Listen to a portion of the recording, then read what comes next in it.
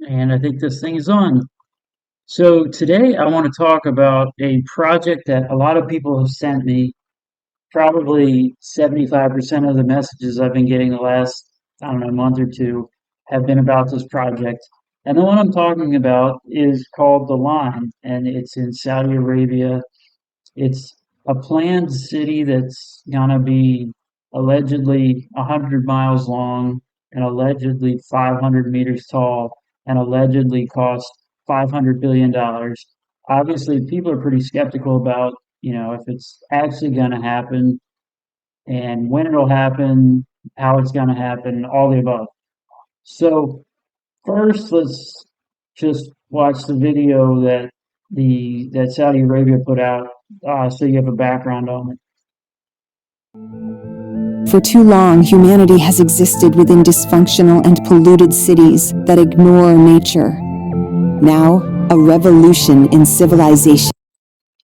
And this video is definitely a little bit on the dramatic side, that's for sure. But I guess what they're trying to do is pretty dramatic, so Is maybe taking they got it. place.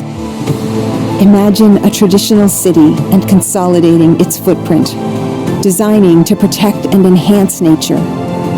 The line will be home to 9 million residents and will be built with a footprint of just 34 square kilometers. And we are designing it to provide a healthier, more sustainable quality of life. The line's communities are organized in 3 dimensions. Residents have access to all their daily needs within 5-minute walk neighborhoods.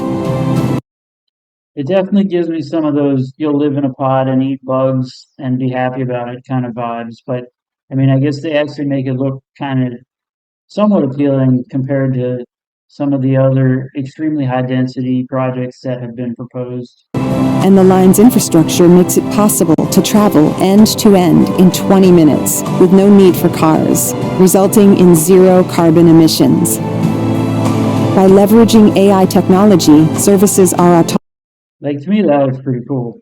Not saying I would want to live there, but that looks pretty legit. I'd definitely visit. autonomous, saving you time and effort. Designed by world-leading architects, the line is 500 meters tall, 200 meters wide. I'm kind of curious why they're making it so incredibly narrow. Like, I mean, I get linear city, blah blah blah, but I mean that 200 meters wide. Like, I'm assuming they'll have some kind of rail or hyperloop kind of transit system. It seems like it's barely wide enough for something like that. So, I mean, I guess that maybe that's all they wanted, all the wide they needed, but it seems a little bit crazy to me. Well, actually, it seems more than a little bit crazy. 170 kilometers long, and housed within an elegant mirror glass facade. A lot of people have been pointing out the window washing aspect.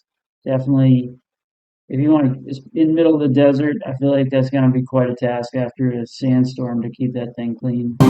Intelligent solutions create efficiency and year-round temperate microclimate with natural ventilation. Energy and water supplies are 100% renewable.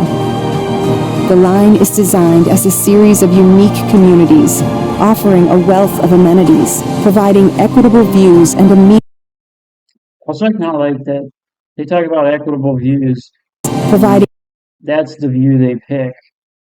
Like, I don't know about you, but I mean, that looks cool, but I'm not sure I would say that that's like a spectacular view.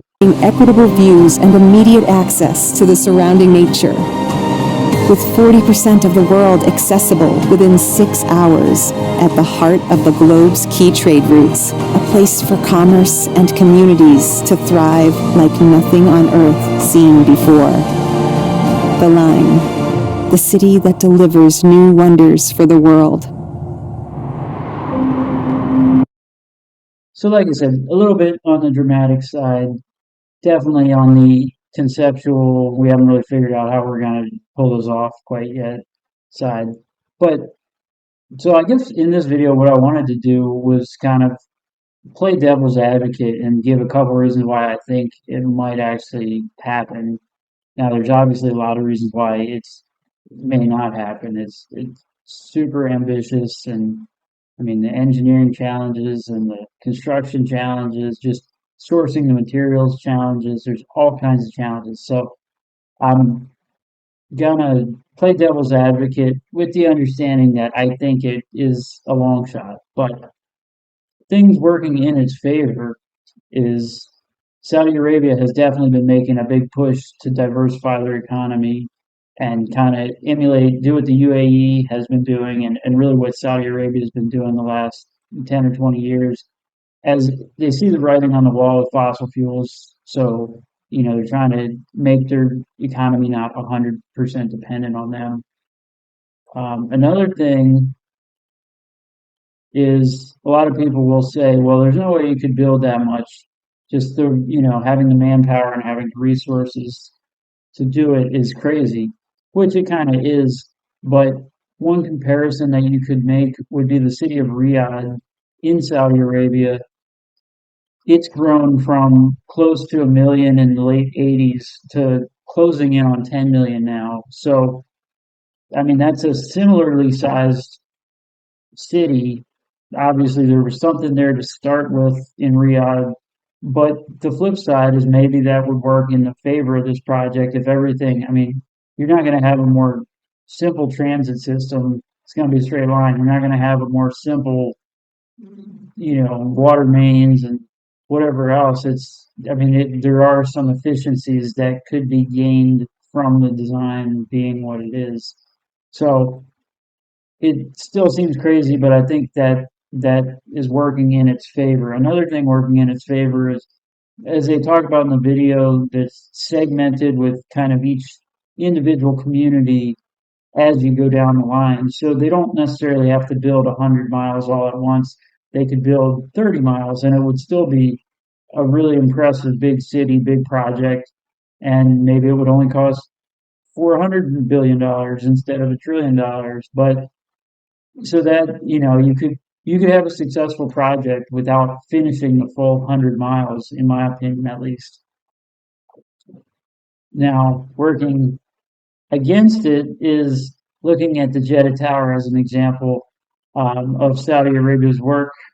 That one is just a single building and it's been on hold under construction for like 10 years. So there's that. But they have actually started work on the line, which, I guess it's debatable how much work they've actually done. It's a lot of pushing dirt around and so far I haven't seen any reports of anything beyond that. But still, they actually have reported and there's drone footage of them doing work. So it's I guess that's a strike in the maybe column for it.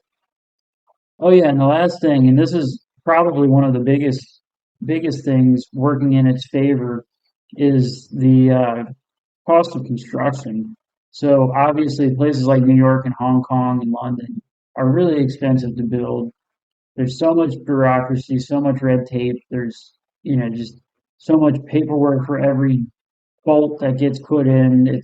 Whereas in Saudi Arabia, presumably they have a pretty big source of cheap labor. They don't have OSHA. They don't have some of the same bureaucratic things that slow down construction and make it more expensive in the West.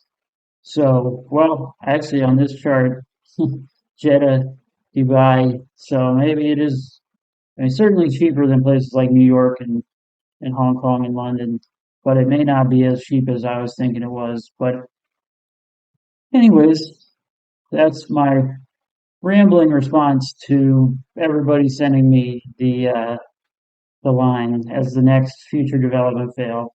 So I'll definitely keep an eye on it, and maybe it'll be featured on the page one day, or maybe they'll have a weird 100-mile city that stretches out into the middle of the desert and everybody lives stacked up on top of each other. Who knows? But anyways, that's all I got for today.